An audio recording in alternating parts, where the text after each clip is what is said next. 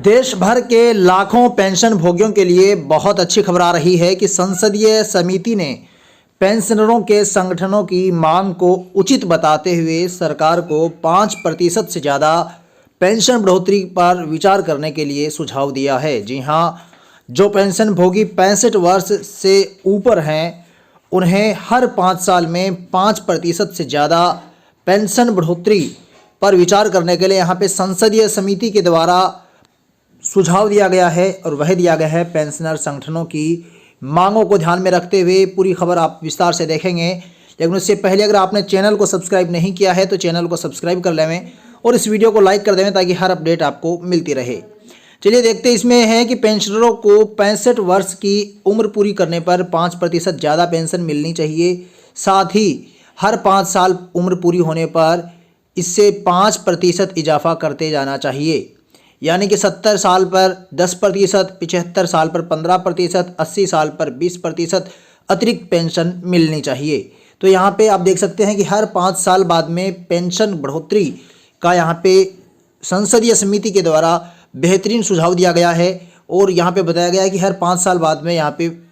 लगभग 80 साल की उम्र में 20% बढ़ोतरी है वो इस तरह से होनी चाहिए कि 65 में 5, फिर उसके बाद 70 में 10, 75 में 15 और 80 में 20% बढ़ोतरी यहाँ पे होनी ज़रूरी है। आगे बताया है कि एक संसदीय समिति ने पेंशन संगठनों के इस प्रस्ताव को उचित मानते हुए केंद्र सरकार को सहानुभूति से विचार करने के लिए कहा है। अब ये सरकार से कहा गया है कि वे सहानुभूतिपूर्वक यहाँ पे विचार करें। समिति ने इसकी वजह बदलती सामाजिक परिस्थितियों को बताया, जहां संयुक्त परिवार टूट रहे हैं, एकल परिवार बढ़ रहे हैं, और समिति ने पेंशन और पेंशनर्स कल्याण विभाग से कहा कि इस प्रस्ताव के लिए वित्त मंत्रालय के सामने पूरा जोर दे, जो परिणाम निकालें समिति को बताएं। तो यहाँ पे समिति ने यहाँ पे साफ तौर पे ये कहा है कि जो भी परिणाम आते हैं वो समिति को ज़रूर बताएं और यहाँ पे वित्त मंत्रालय के सामने पूरे जोर से यहाँ पे ये प्रस्ताव रखा जाए और उसके बाद में जो भी इनका अंतिम निर्णय होता है वह समिति को इसके बारे में बताया जाए।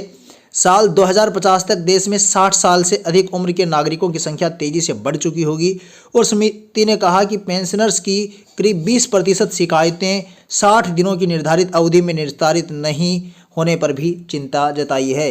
और आप यहाँ पे देख सकते हैं कि मौजूदा व्यवस्था में यह है कि 80 साल की उम्र पूरी करने पर 20%, 85 साल में 30%, 90 साल पर 40%, 95 पर 50% और 100 साल उम्र होने पर 100% की अतिरिक्त पेंशन सरकार देती है। वर्तमान में ये व्यवस्था है।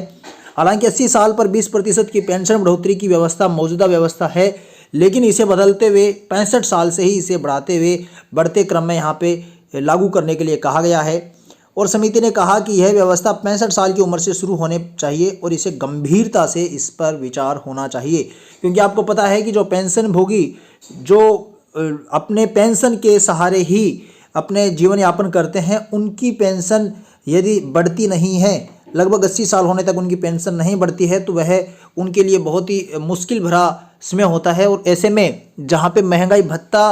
पेंशन भोगियों को एकमात्र महंगाई भत्ता मिलता है सरकार के द्वारा, उसे भी रोक कर उसका भी एरियर नहीं दिया जाता है। तो इस तरह से जो पेंशन भोगी हैं उनको कई सारी समस्याओं का सामना करना पड़ता है। आपको एक रिपोर्ट और दिखाता हूं,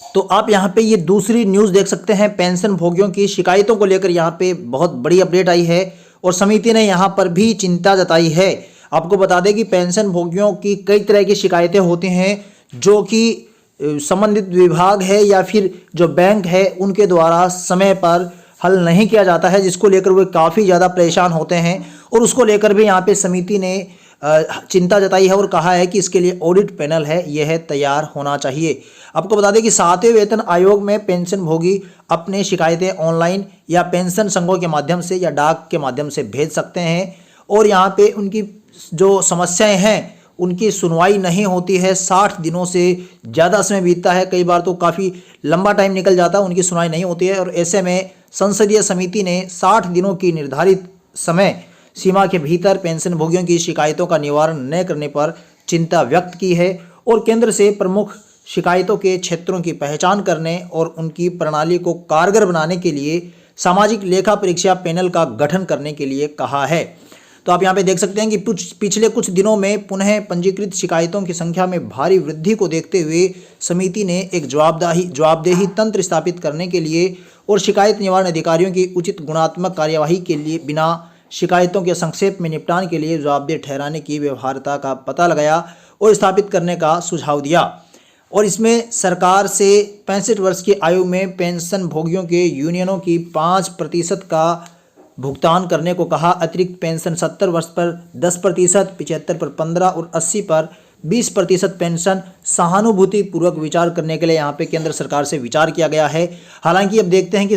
केंद्र सरकार के पाले में अब ये गेंद है। अब देखते हैं कि सरकार इस पर क्या इस पे निर्णय लेती है। क्या सरकार वास्तव में पेंशन भोगियों